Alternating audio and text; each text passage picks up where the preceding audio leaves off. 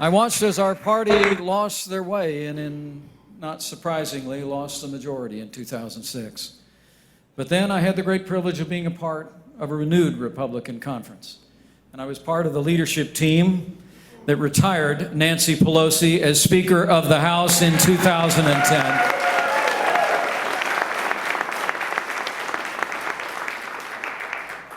In 2012, it was back home again to Indiana. I had the opportunity to step in as governor of the great state of Indiana. I followed on the heels of a great friend and champion of conservative ideals and a great leader in our state, Mitch Daniels. He'd put our fiscal house in order, but I knew that if we allowed the people of Indiana to keep more of what they earned, if we made the right investments in education, innovation, and reform, if we made the right investments in the kind of government that Hoosiers might expect, that we could go from good to great. And we did. In the last 4 years, we passed the largest state tax cut in Indiana history and now are home to the largest school voucher program in the United States of America.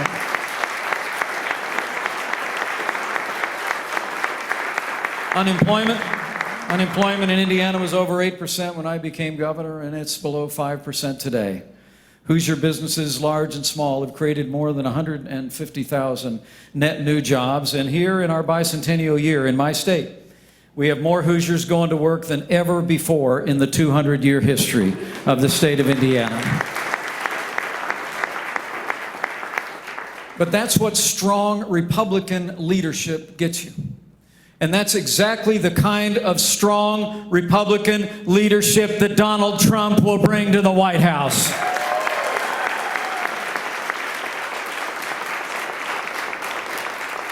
Trust me when I say this.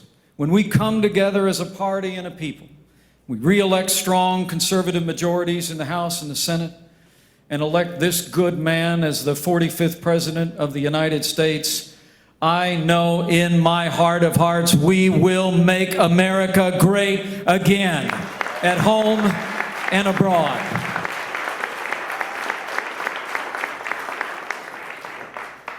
He's a builder. He's a fighter. He's a father, and he's a patriot. I have to tell you, having had some time to spend with this good man and his family, I know that Donald Trump will be a great president of the United States of America because his heart beats with the heart of the American people.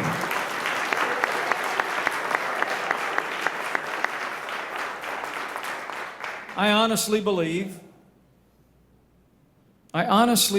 in the collective wisdom of the American people and the capacity of the people of our nation to know who we need, who the right person is at the right time for America. It happened in 1980 when Ronald Reagan was chosen that we had a man like our nominee this year who, although he had achieved great heights in his own career, never lost touch with everyday Americans. To be around our nominee, as I had the privilege to be, not on the campaign trail, but out among his associates, people that he's employed for years, and among his family. I have a sense of this man. I have a sense of his heart. I have a sense of his hands-on style of leadership. And for all the world, he reminds me of Ronald Reagan. Ronald Reagan achieved great things in his life and his career. A movie star, a celebrity, a governor of the great state of California, but he never lost the common touch, did he?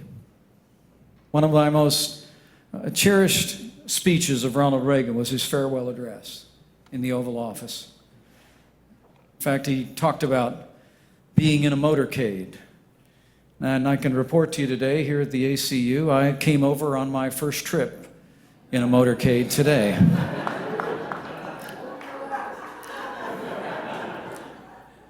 I actually got out of the car in the alley and I saw all these cars.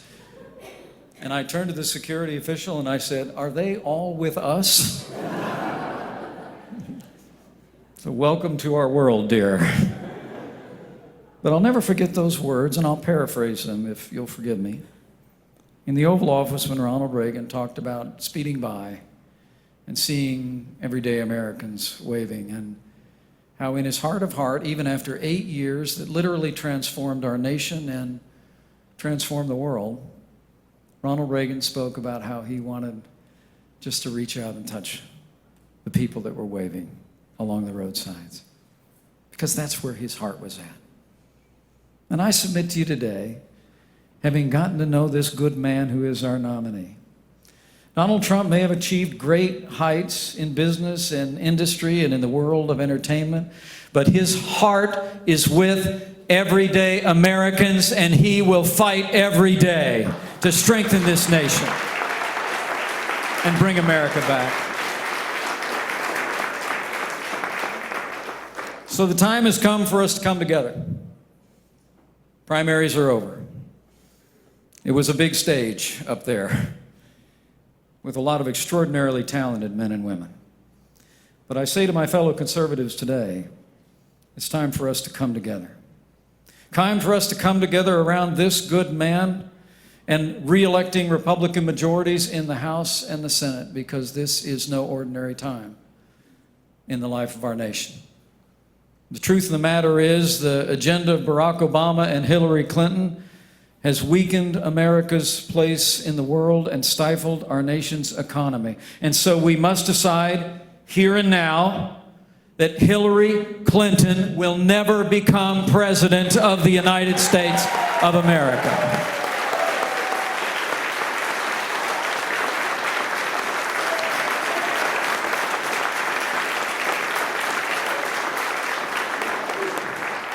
For the sake of our troops, who deserve a commander-in-chief who will have their back. For the sake of hard-working Americans and businesses who deserve a president who will get Washington, D.C. off their back. And for the sake of a Supreme Court that will uphold the sanctity of life, our Second Amendment, and our God-given liberties, we must elect Donald Trump as the 45th president of the United States of America.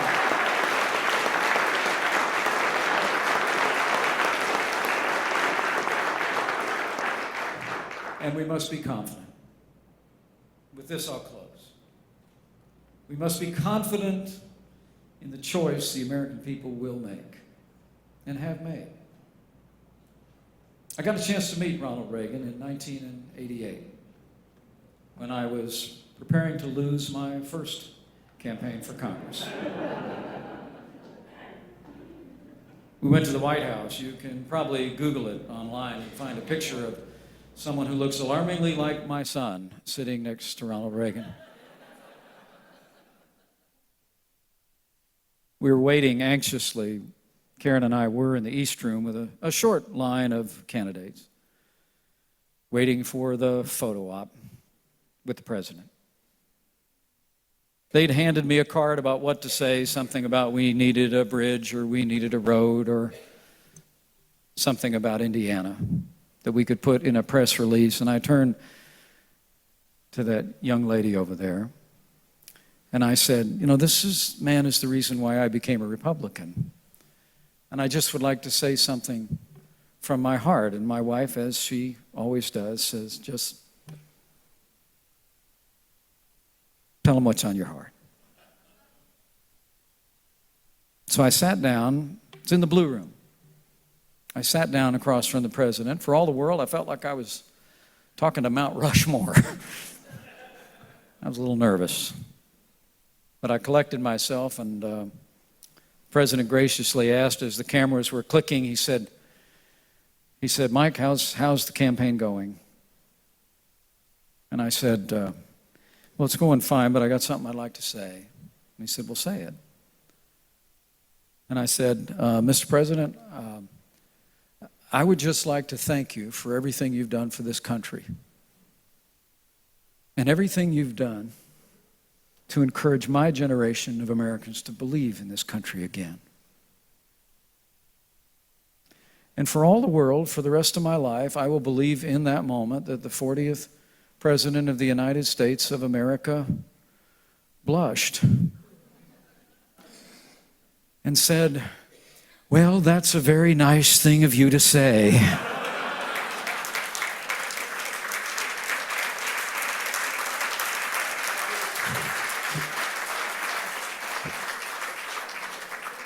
like he'd never heard it before. But then a few minutes later, I understood why he responded as he did. And it's what I want to leave you with today as we go into the next 4 months of this campaign. He walked into the East Room, and Karen was there with a few other spouses, maybe about 30 of us. And apparently a few other of the candidates had said the things that I'd said to him. So he stepped up to a makeshift podium, and he said words I will never forget. He said, "You know, a couple of you thanked me for what I did for this country." But he said, "I don't think I did anything for this country." He said, "I think the American people decided to right the ship, and I was just the captain they put on the bridge when they did it."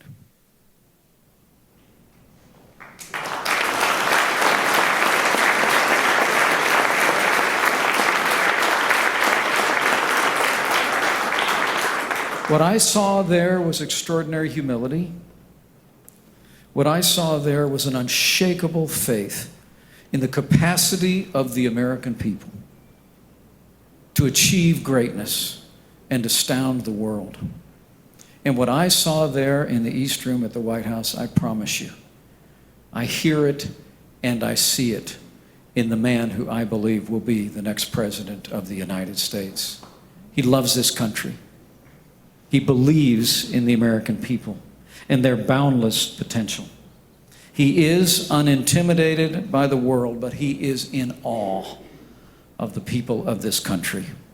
And I know that I know that I know, if we will work every day between now and 6 months from tomorrow, that on that day, Donald Trump will raise his hand, become the 45th president of the United States of America, and he and we will make America great again. Thank you very much, and God bless you. And let's get to work.